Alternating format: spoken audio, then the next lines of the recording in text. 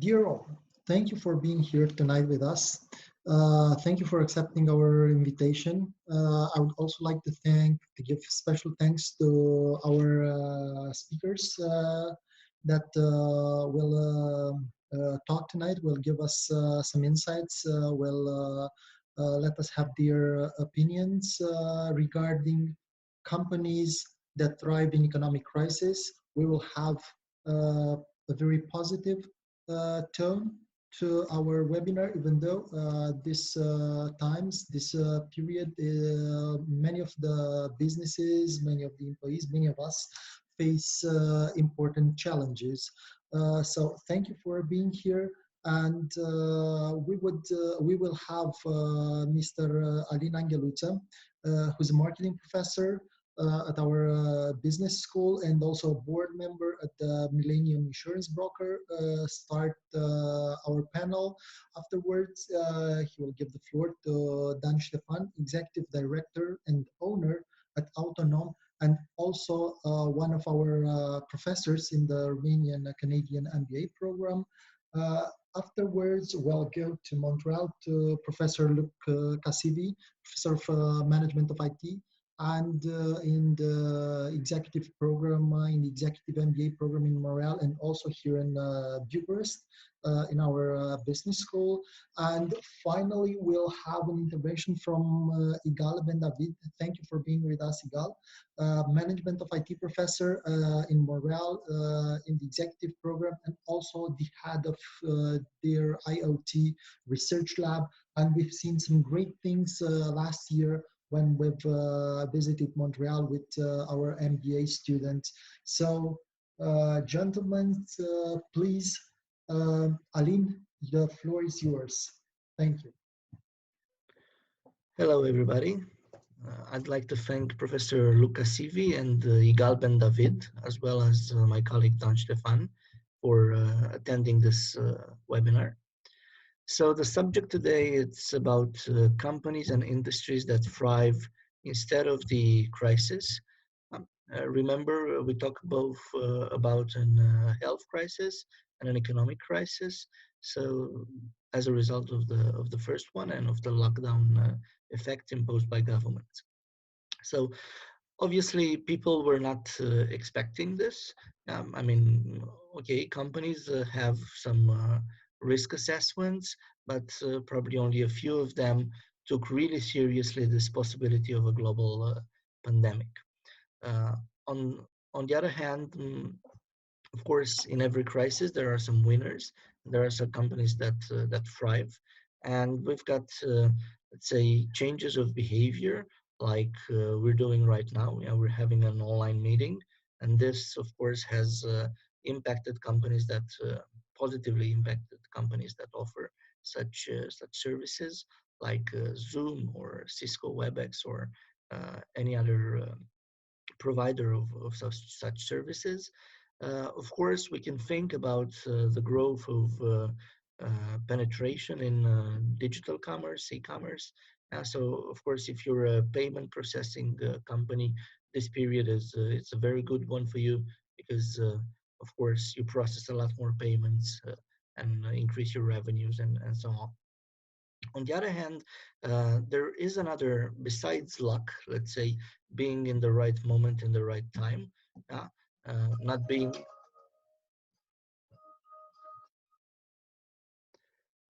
a restaurant, for example. Yeah.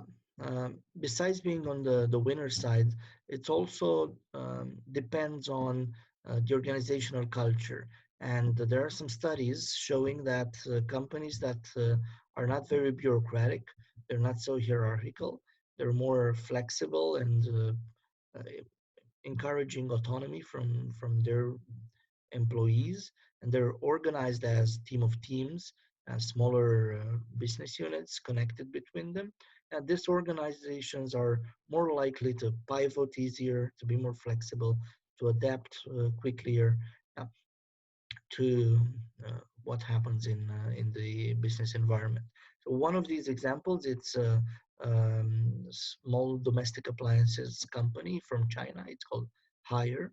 It's been renowned for having this culture of, let's say, a flat organization, team of teams, 4,000 small teams that work together, and they can decide how to interact with the other parts of the organization. Of course, it also helped them that 60% of the pieces of the parts are made outside of China, but they were one of the Chinese companies to recover very fast and to be able to continuously provide the shops around the world with their products despite the COVID-19 situation. So this is pretty much what I was about to say. Let me introduce you now, Mr. Dan Stefan, who is also teaching strategic management and world of general manager in the Canadian MBA program.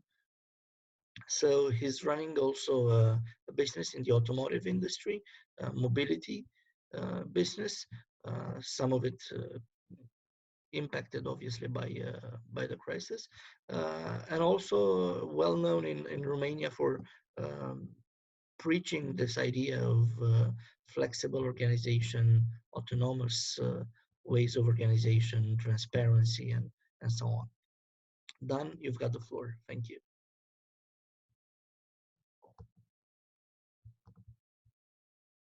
That thrive during tough conditions. We've had previous crises, we will have others, so we can draw some conclusions about that as a research and on previous crises and companies that are successful. And of course, we can already find some examples now.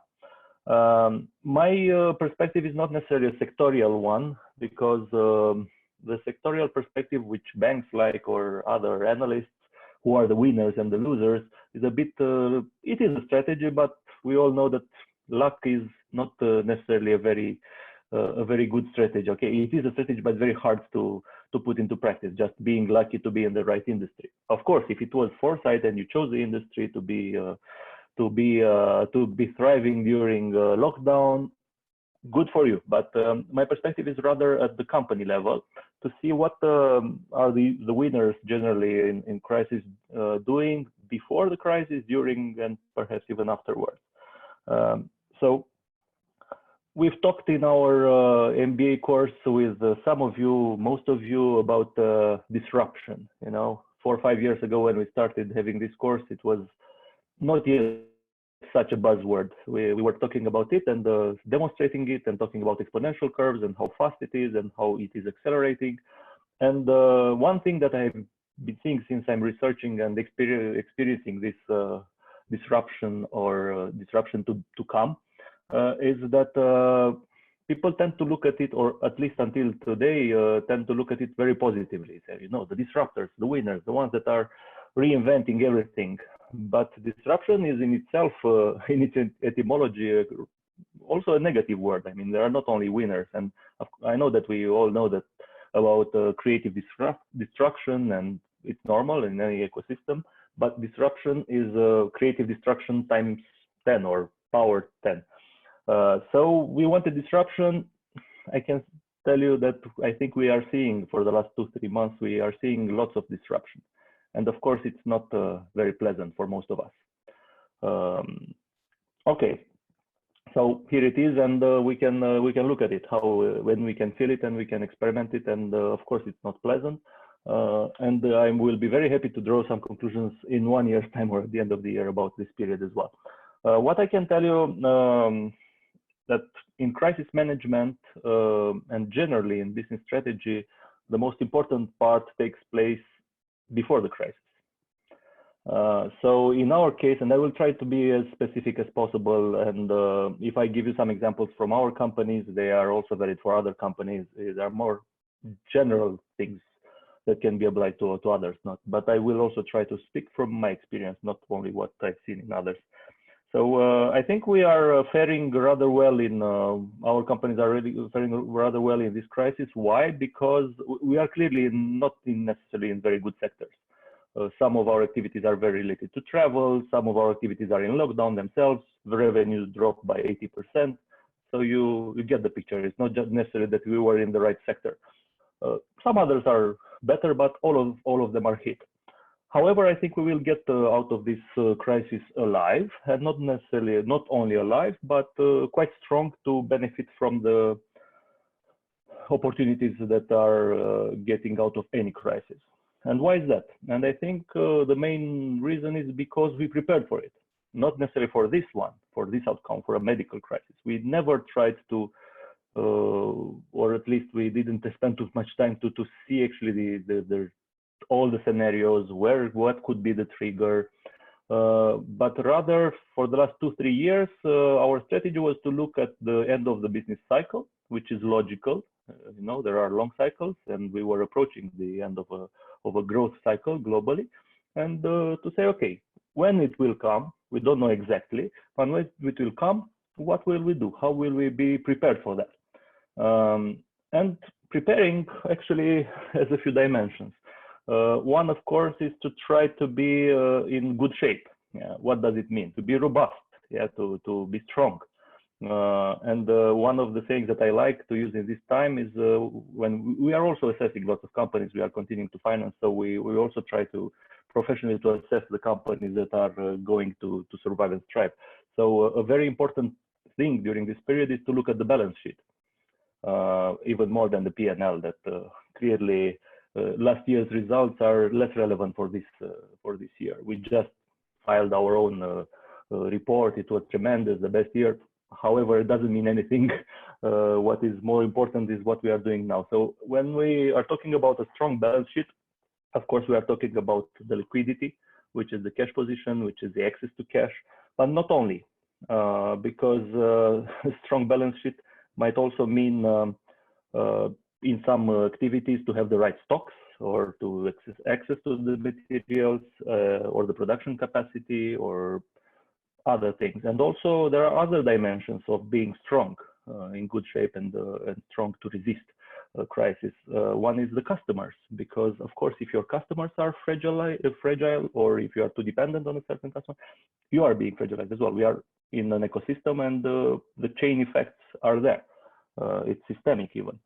So also another dimension that was a little bit less evoked, I would say, and generally when we are in a boom period, we tend to look more on you know, that strategy of growing very fast and break a few glasses and focus and the winner takes it all, etc. That disruption, and sometimes that kind of disruption, especially the technological one, if we look at it a little bit more attentively, we see that it's what we call a one-trick pony. What does it mean? They know to do something very good. They do it fast. They do it in a tremendous scale, but they continue to do one thing.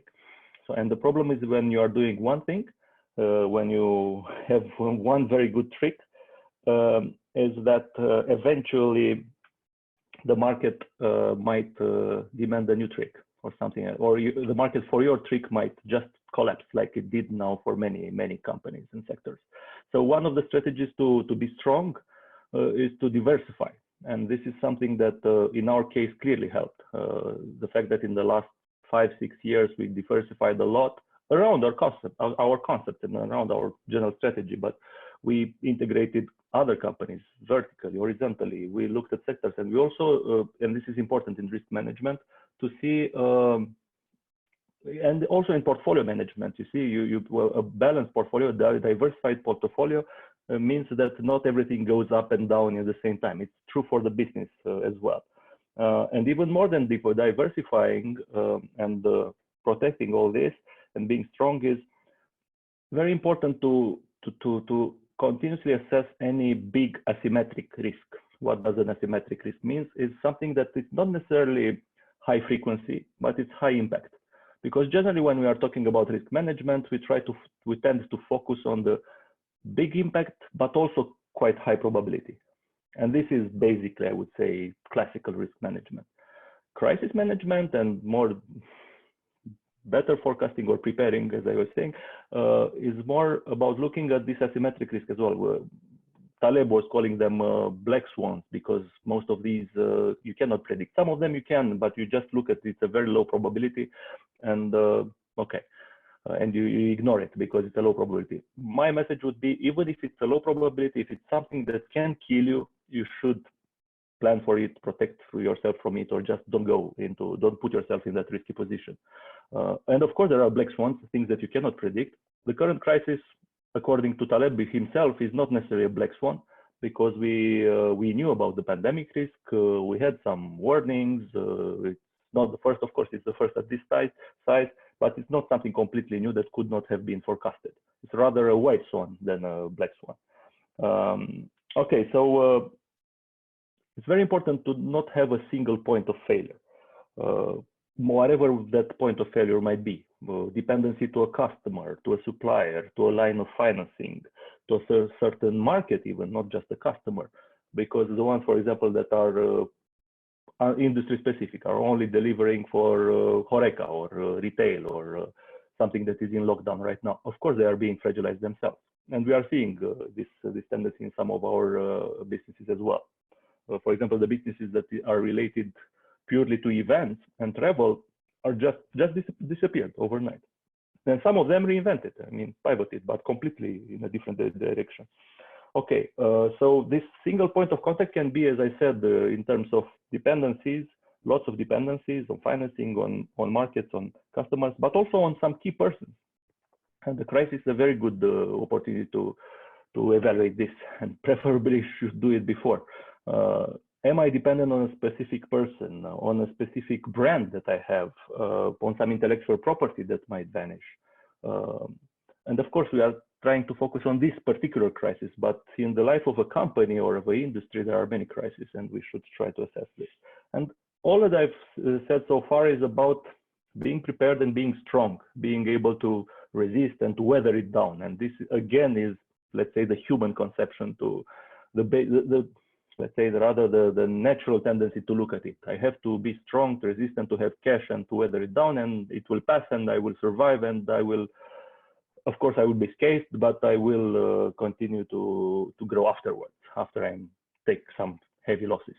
But there is also the other dimension of a balance sheet or of a strategy or of a company, is what Taleb calls anti-fragility, where actually out of adversity you can improve. And how could you do that? I mean, when, especially in these harsh situations where you are forced to shut down your activities. So some of the ideas I've already mentioned in the strong, but there are some particular ones about anti-fragility. And one, for example, is to have optionality. One of the things that we've used in the last years is to plan for a few scenarios. Yeah, and we are continuing to do this at this moment. We don't know. I was in a previous call half an hour ago, and there was a very, I will not give any name, but a very well-respected consultant there that had very clear information about what it will be in November, in December, about the lockdown, and I was looking like, come on, how can you say that? I mean, what were you saying 3 months ago? How can you be so certain about something that will happen in 6 months in this extremely volatile and uncertain environment?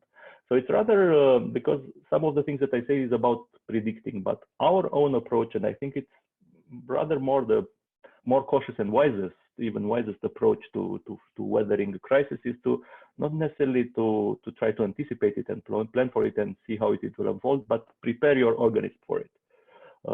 And I've said a few things about what preparing means. Another thing, and this is also about the anti-fragile balance sheet, is the capacity to scale. But again, when we talk about scale, because most of the things that we've done in the last years were in a boom explosive scenario, is about scale up, But actually there is a scale down as well, which is in this kind of environments can be even more important, because I would say scaling up is perhaps even more easier than you have fixed costs, you have fixed people, you have dependencies, and so scaling down is also not only about letting go of people that are in surplus, which is very hard also, because you have contracts and you've trained them, and it's hard psychologically. It's very hard, and it puts a very big pressure on the organization.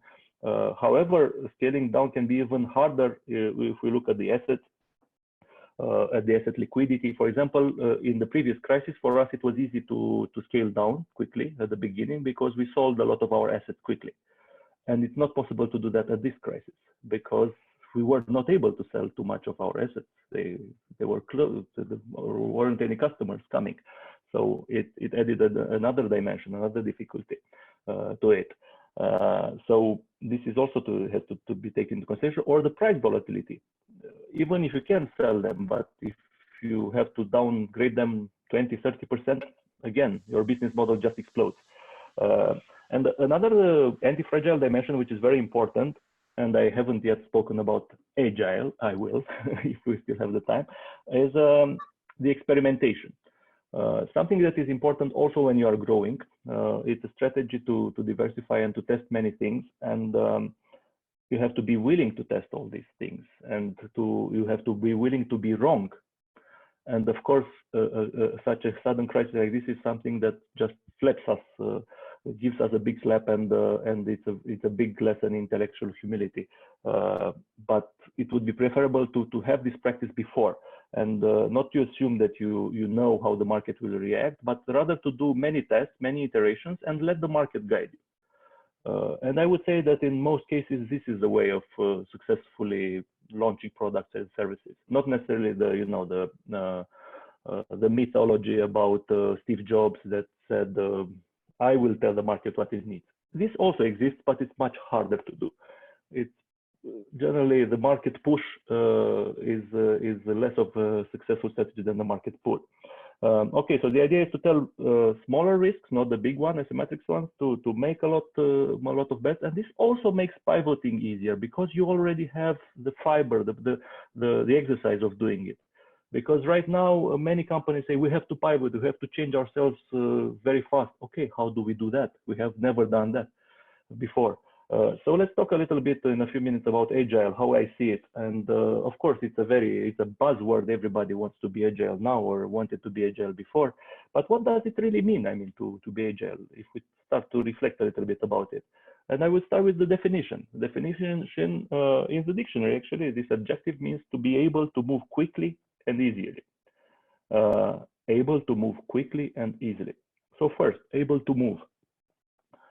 What does it mean? Of course, decision-making and implementation. So one very important thing, and Alin mentioned hire, we also practice it for many years, and this is why also we shared a lot about it in our course about the autonomy, and not necessarily the autonomy only at the individual level, but at the team level. And many crises, the previous crisis was a lot analyzed, and they saw that the companies that had team autonomy had a level of agility that generally allowed them to fare better than the other ones and to be able to move faster. And we have this. We have small teams, 7 people, independent on the implementation, but again, and this is important, aligned on the big high-level strategy. So this is the able to move dimension. Quickly dimension, what does it mean? Of course, it means speed, but how do you do that? If you are big, because, and one thing that the companies that are agile are doing, and we are doing this and it's an obsession for us, is to continuously fight bureaucracy. And bureaucracy is almost inevitable as you grow, because you need all that. You have a tendency to control more. But it's rather an illusion, and we see it these days. The illusion of control, the illusion that if you are going to put many skilled people and systems, you are going to understand better, to plan better, but this also turns into many collective biases. So the idea is in Agile, even in Agile programming, is to do fast iterations, sprints as they call it. And it's true now as well, but it's truer. They're even faster, and to not necessarily to clearly plan less. I mean, there is this expression that I like in English, is called thinking on your feet.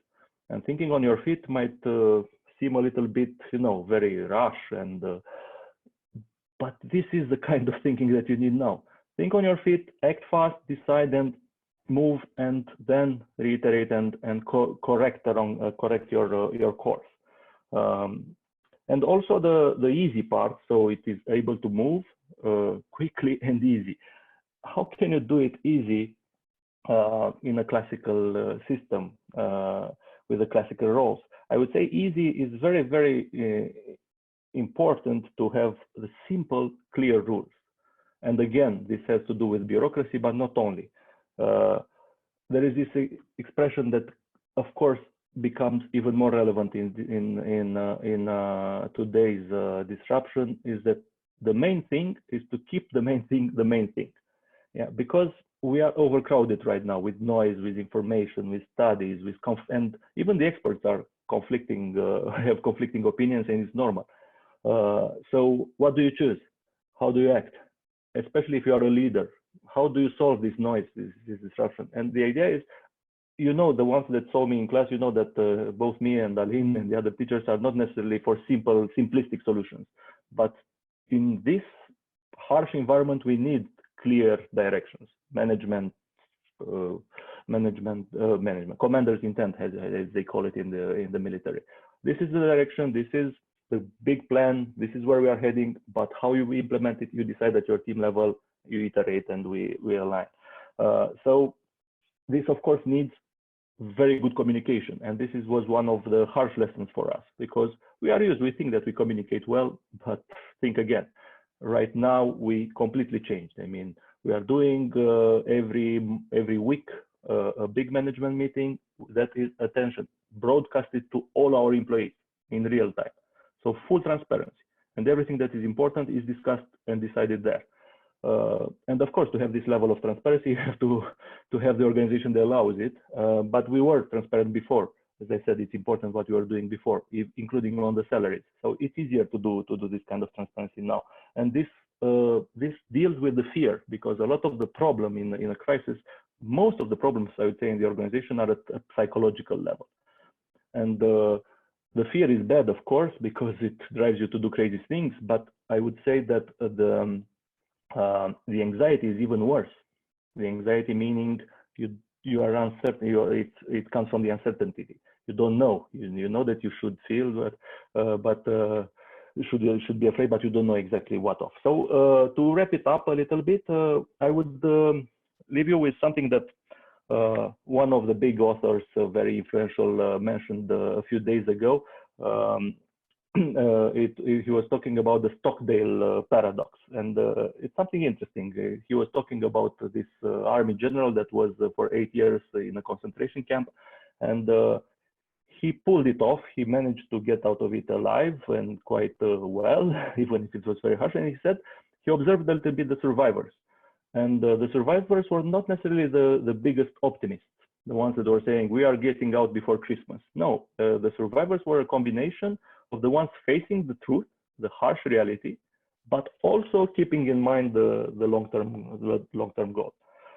So how do you do that in your organization? For us, again, luckily we have been looking at this answer. It's the value-based management, purpose-based. When you have the purpose, it doesn't change. And again, this is perhaps, I will leave you with this. I would say that a crisis is something that accelerates a lot of things, changes a lot of things, but it should not necessarily change who you are and what are your values.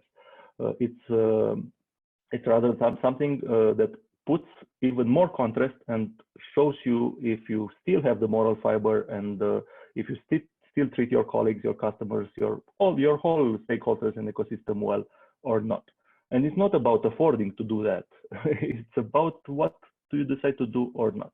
Okay, so I've been a bit longer than I planned. This happens, and I will leave the floor to my colleagues as well, and perhaps try to answer your questions. Well, I guess it's my turn right now. Yeah, thank you, Dan. Go ahead, Luke. I'm just going to share my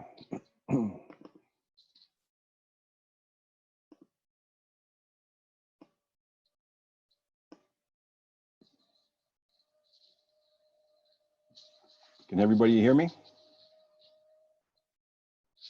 Except Yes, you can. Yes. Okay.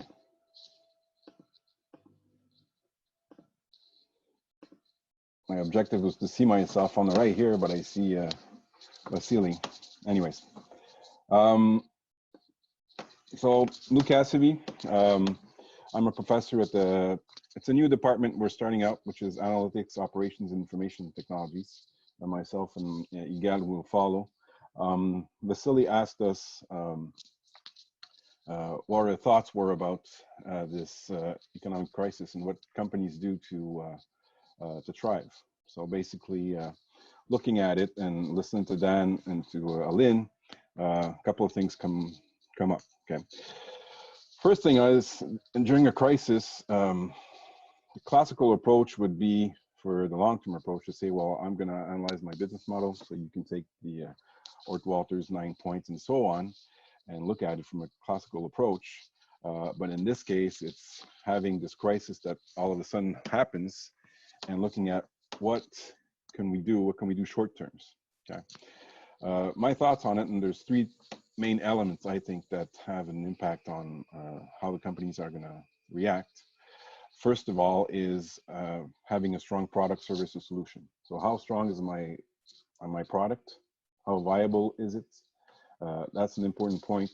And we'll show a bit of the different examples that will follow. So you'll see myself having a couple, and Ygal will show also a couple of companies, firms up in Canada, how they rebounded from this crisis and how they managed to provide different things. Now, the main thing is the ability of these firms to transform or convert themselves. And it's not just to transform, but it's to do it rapidly according to a specific environment.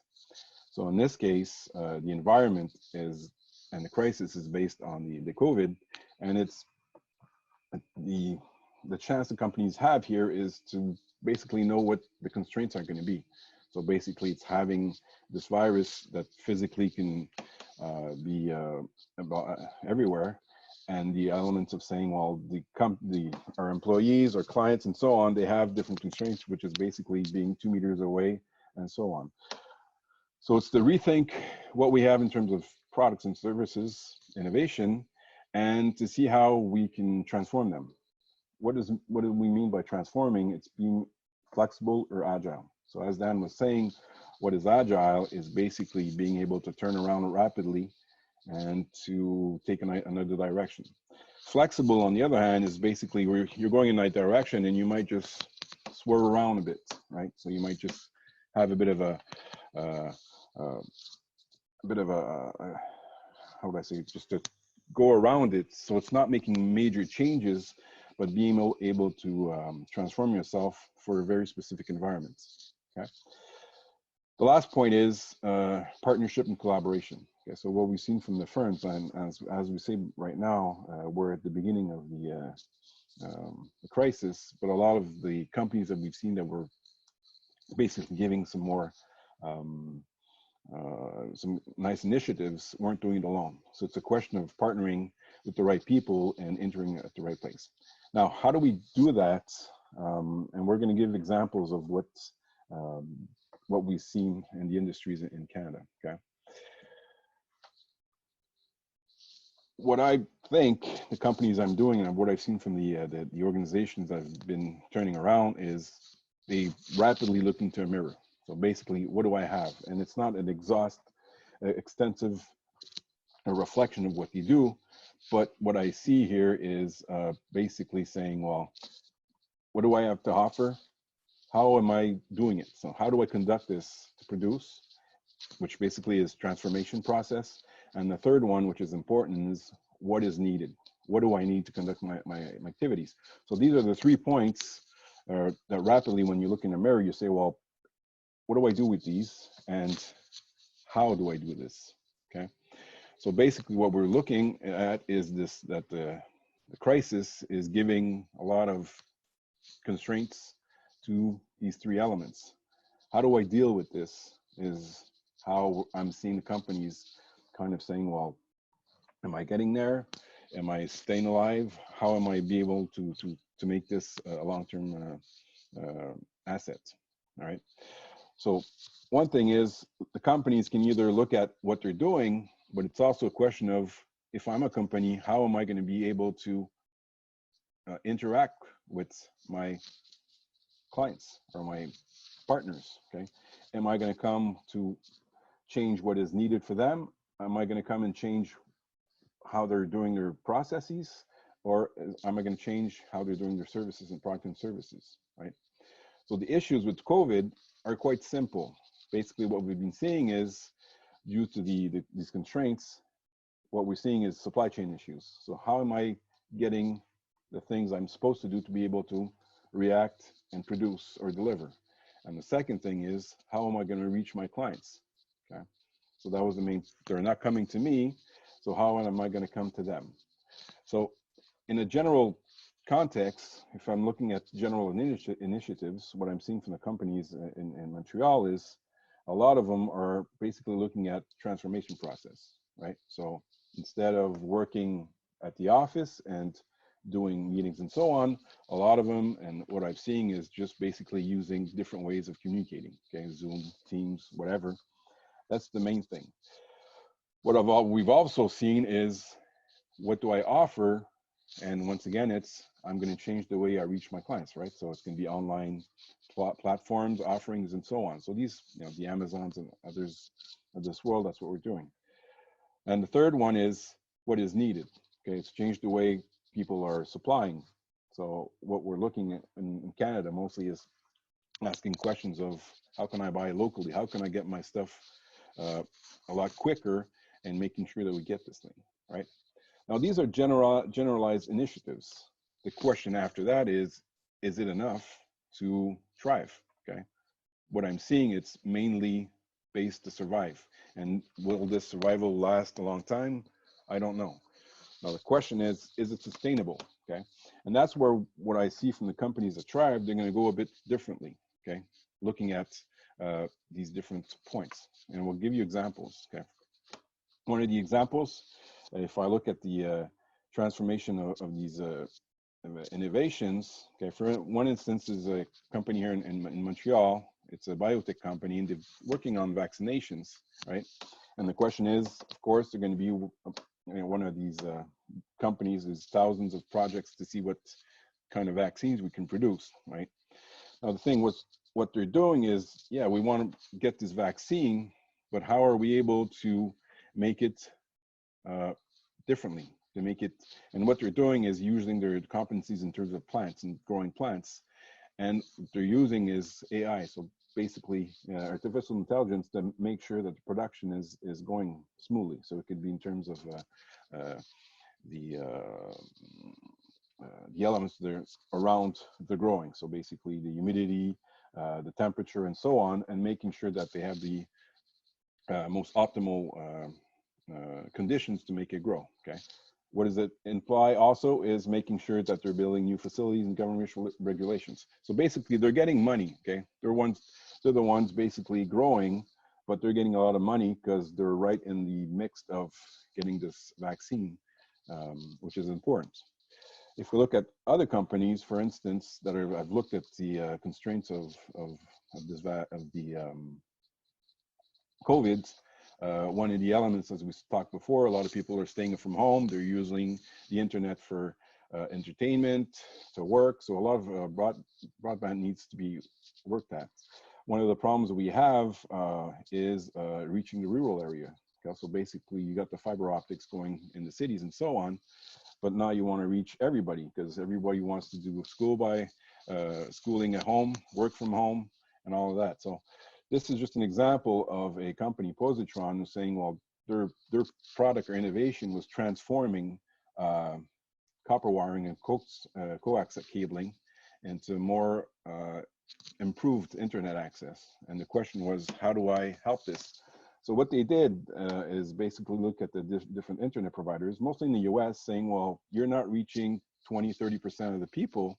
We have a technology that might be able to help you out and do this. So it's a question of partnering and making sure you're coming in to here saying, well, this is what you need. And the product that you're offering is going to change for 20 to 30% of your market. So basically, here's where I can help you. Okay. This is just another example. Another example I have is in terms of entertainment, the industry. Okay. People are staying at home. People need to be entertained. What happens to the different people that are in the industry? So one of the initiatives we saw booming once again is a virtual venue. So basically what it is the, for instance, the comedy industry.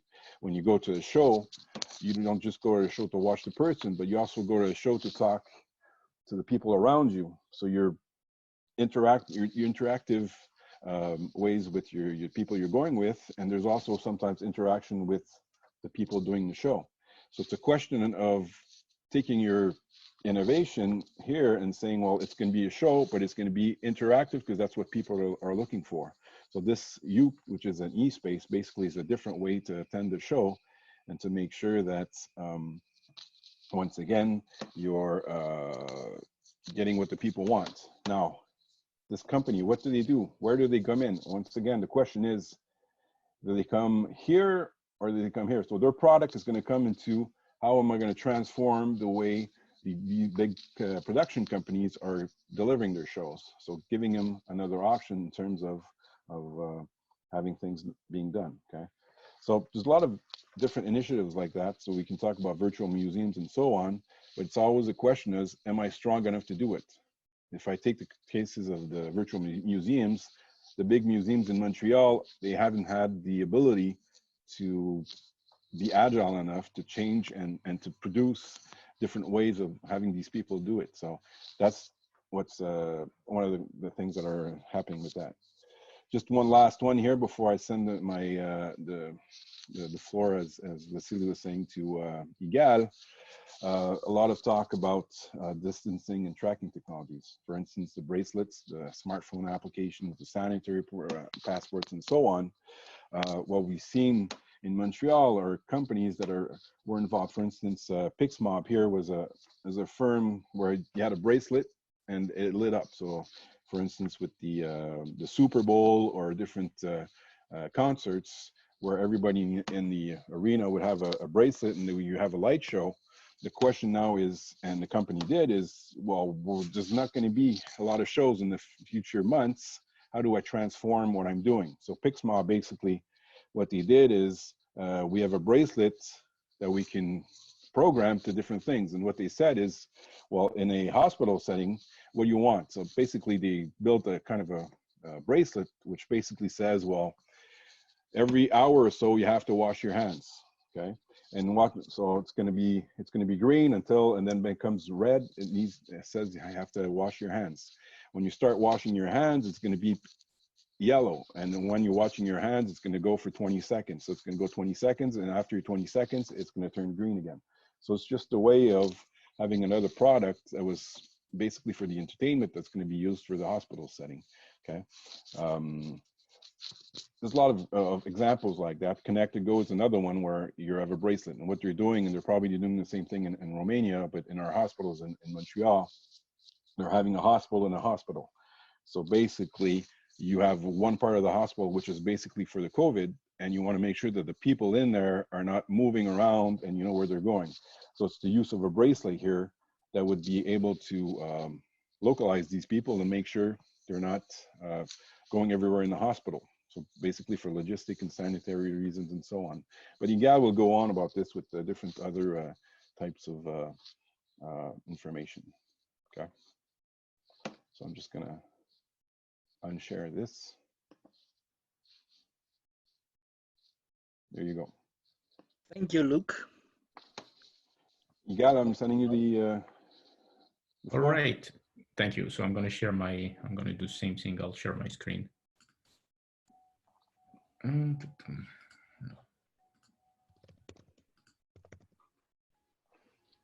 Okay.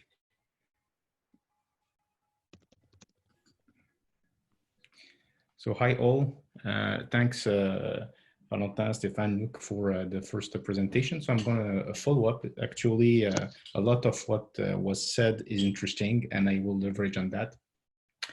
As a crisis, I will take the example of the COVID. Well, we are in it, so you know. A few weeks ago, that was the situation, a few 100,000. A few days ago, 4 million. The situation is still moving all around the world, moving in Canada. The virus doesn't respect any borders. So we are actually heading to more and more. And in this situation, we are in a situation where the whole world is in quarantine And in this very complex context, we have to still make business and still go forward with all the companies. So we have to adapt. Some companies, they adapt and they propose some product made in crisis. So this is actually, they found out a niche market where they could propose their product, which is very good. And the other ones, they had to actually look at the context and adapt. And this is in order to be able to adapt your processes and your product, goods and services in this context, as Stefan and Luc said, agility and optionality.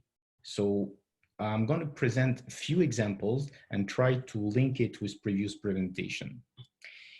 Adapting, some companies were already well positioned in the market. I have the example of a Blue Dot, a Canadian company from Toronto. They detected the 21st cases of pneumonia in Wuhan, and that was very early in December. Their core business was around analyzing data from social networks. So they were already well positioned to enter into this market. Well, the crisis was an opportunity for them. Other companies had already some product that they were fighting to sell, and suddenly the market opened for them. I think about these robots with with lights actually that can contribute to the disinfection, and so there was some business for that, but it was hard to justify the business case. And with the COVID, where instead of sending people for decontaminating some rooms, well, you can send robots. And so suddenly this small company grew up, and today they can't even answer the demand from the market.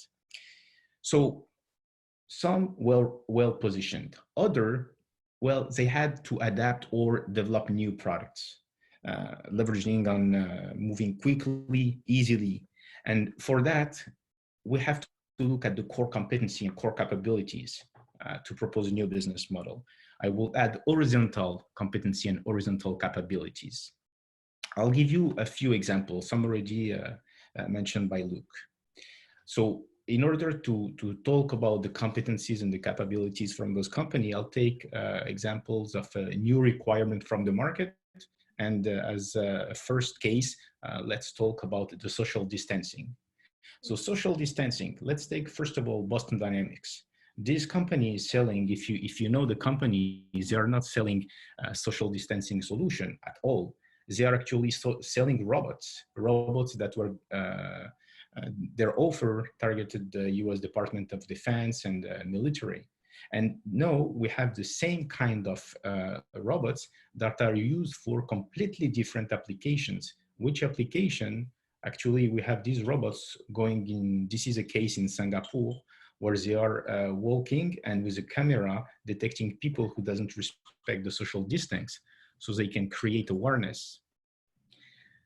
This is one application. So they converted their business, they didn't convert their business, they use their same product for a different purpose.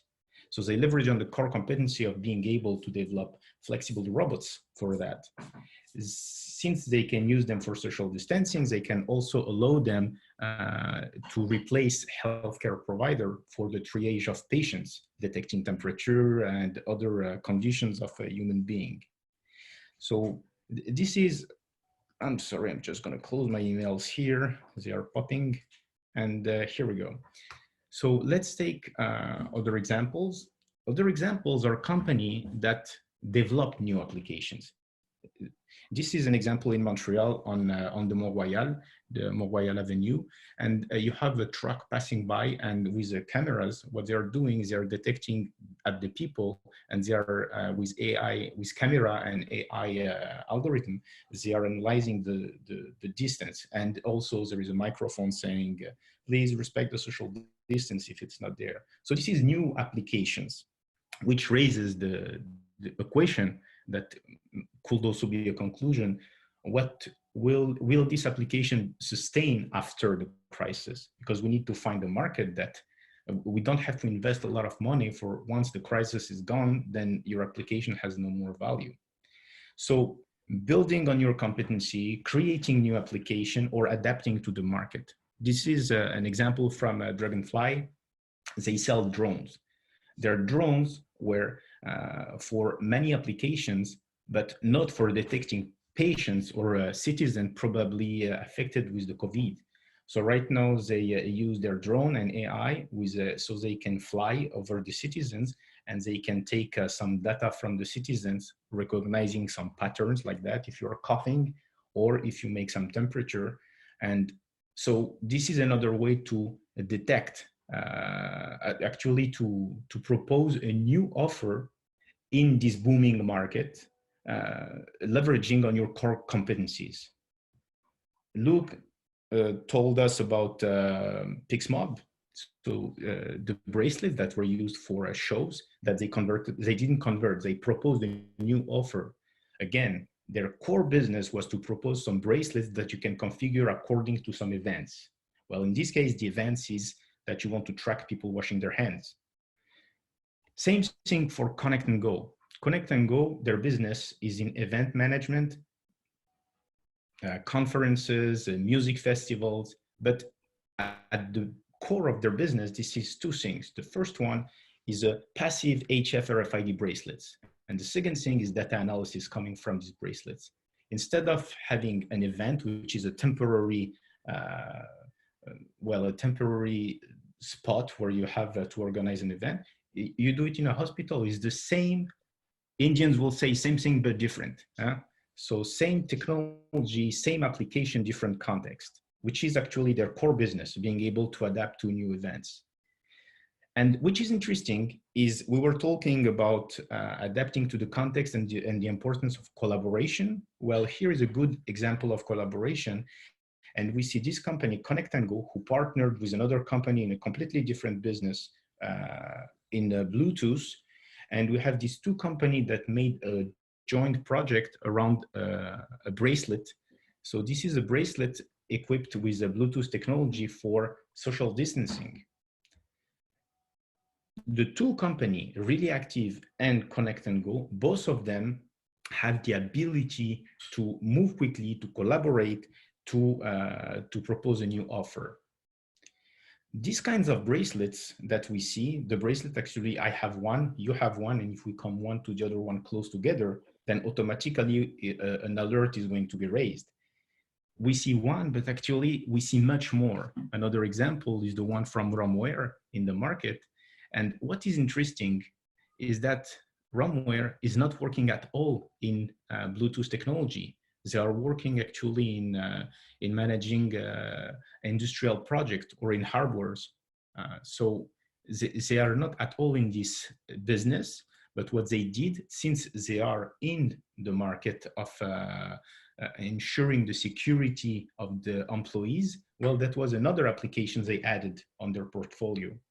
Same thing for Proxy. They propose the same application, but again, if you look at the company, this is the application, the new application that they propose. But if you look at the company, they are not at all in this business. They are in the making electricity safe. So all these companies are just, what they do is that they provide a service, security, they add a new tool to their offer, building on their competencies and their core knowledge of the business, which is in this case, safety and security of the employees. And we can go on like that with many examples, but I'll take the few more minutes to talk about track and trace applications, which are very, very popular right now. So tracking and tracing, multiple application in the market today, location technology with GPS or triangulation, Bluetooth technology for proximity tracing, Google and Apple doing a joint project for iOS, Android to share. And we see so many initiatives going on in the market. For sure, once the technology will talk together or will be compatible, that will be easier to develop some application for that. But we see for contact tracing application, multiple application booming in the market. OpenDemic, CopyP, SafePass from the MIT, Private Kit, and so on. All these applications are they really efficient? Well, we can discuss about that, but in the literature today, we see more studies coming out saying that sure that we can reduce the curve by having tracking and tracing supported by technology, because doing it manually by hand is just impossible. Actually, if you think about it, India is one of the biggest democracy who just implemented this technology, which actually started in Korea. So the first application platform that we saw were in Korea with Corona Map. And we saw also some other businesses that had competencies in one market, detecting trends. Suddenly they just took the curve, as you said, the look going around the market and said, hey, you know what? We had our thermometers, smart meters who were able to detect temperature. Right now, we are going to use the same technology, the same application platform, but for a different purpose. Instead of detecting classic influenza, we are going to detect the COVID-19. And this company, Kinsa, actually is not making something really new, because already a decade ago, 10 years ago, there was already similar initiatives that were in the market, where we were able to use our mobile phone to detect the way infection and disease are spreading around the world. From that, there is like very conservative application, and there is other ones, such as this innovation that came up in Morocco. This is actually a protective mask, which is connected to a Bluetooth device. Oh, this is in French, but it's okay. So in the same time it protects you, in the same time it detects some information, at the same time it communicates to your mobile cell and mobile platform. Well, maybe in post-COVID era, this company will not survive, or this innovation may have no market, but other ones will have. I will finish with just a couple other examples of companies who are just leveraging on their core technology and their core knowledge of the market to propose new offers. I'll take Impixion, who was one of the first who was selling basically Bluetooth technology for indoor positioning system. And suddenly they say, hey, we can enter in, we are specialists in COVID. Actually, no, they are specialists in detecting objects in closed environment and using this data to propose some applications. Maybe I'll take the example of Relay Active, which is in Montreal. Same thing, same type of company, same type of technology. And what they do, well, they implement their technology in hospitals in order to track people in a specific zone, tracking the personnel, tracking mobile assets, and using a very simple Bluetooth technology. So everybody can buy Bluetooth chips, everybody can buy Bluetooth sensors. The difference is in how to manipulate this data and to give some value to the service. Well, this is where they are positioned now. And finally, just two examples to conclude, showing how companies are turning around or are adapting. If we take Script Research, they were absolutely not in the COVID or in the crisis market. They were tracking people with a smartwatch, activity tracker, and so on, to understand how they behave. And boom, they use exactly the same technology, same application. Actually, their My Data Helps application to understand if a person is suffering from a symptom of COVID or representing. Or Linavo, they were in another market, but similar. They were actually analyzing mental health, and they are using the same platform, same technology to analyze how people are today in this COVID era. This raises many questions about ethical concerns. So I proposed actually many IoT-based application or technological-based innovation, and how some companies are trying to position themselves in the market. But one of the main concern, especially in Canada here, that which is a red flag, is the ethical concerns about this application. And a lot of applications that are very good on paper, we can't go forward with them if we don't take that into consideration. Finally, the sustainability of innovation. For example, the bracelet about social distancing. It's a very cool application, it's very nice, but investing a lot of money in that, is there any market in a post-COVID era for that?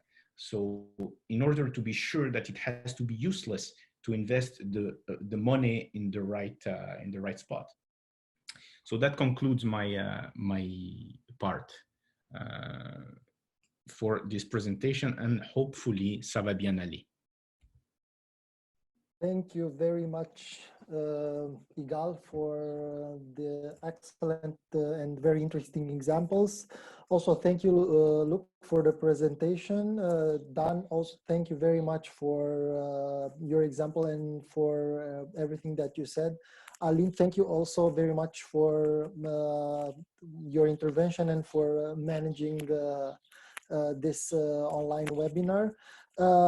We've managed to be just 4 minutes over the time. I've seen that several questions were raised in the chat, and Dan answered most of them. Therefore, I would kindly ask you to allow us to finish now, since we would not want to take more from your time. But if I'll receive questions from you, for any of our speakers, I'll forward them, and probably in a future podcast, if we'll have the opportunity, we'll answer the questions, and they'll be available for everybody to listen to them, or if they'll be written to read the answer. So thank you again for your time, and hopefully we'll continue this with this type of online meetings. And whenever you want to attend or you want to say something, just please use our contact details and let us have your questions. Thank you, everybody. Thank you again, and have a nice evening. Thanks, everyone. Thank you. Thank you. Bye-bye. Thank you. Bye. Thank Bye. you. Thank you. Bye. Bye. Thanks and take care. Bye. Thank you very much. Thank you. Goodbye. Thank you. Bye bye.